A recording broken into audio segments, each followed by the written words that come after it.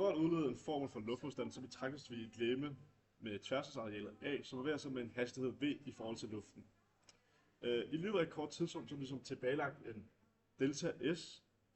hvor der legemets hastighed den så antages at være konstant.